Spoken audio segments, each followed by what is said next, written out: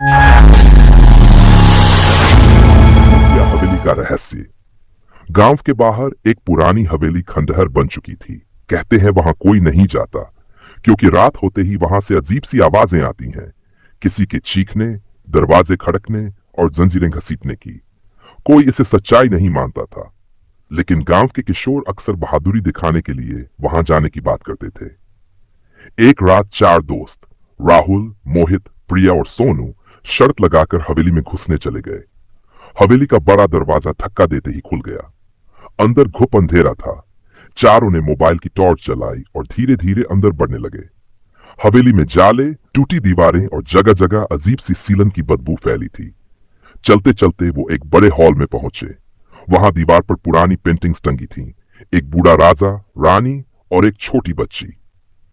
प्रिया ने धीरे से कहा, देखो ये बच्ची तो जैसे हमें देख रही है। सबने हंसकर टाल दिया। तभी अचानक खिड़की से हवा का झोंका आया और पीछे का दरवाजा खुद ब खुद बंद हो गया।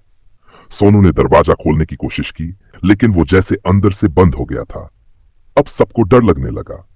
मोहित ने कहा, चलो ऊपर की मंजिल देखते हैं, शायद कोई दूसरा रास्ता हो बाहर निकलने का। ऊपर चढ़ते ही सीढ़ियां चरमराईं, लेकिन किसी तरह चारों ऊपर पहुंचे। वहां एक लंबा गलियारा था। गलियारे के आखिर में एक कमरा था जिसका दरवाजा थोड़ा खुला था। राहुल ने आगे बढ़कर दरवाजा खोला।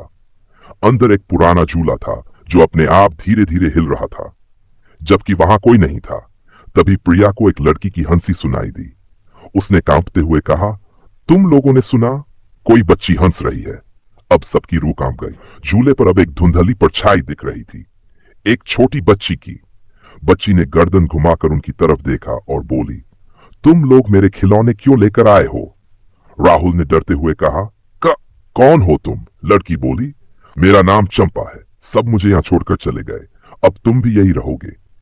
इतना कहकर वो हंसने लगी और कमरे में रखा पुराना अलमारी का दरवाजा खुद ब खुद खुल गया। अंदर से काली परछाइयां निकलने लगीं। मोहित ने चिल्लाकर कहा, भागो यहां से। लेकिन दरवाजा बंद था।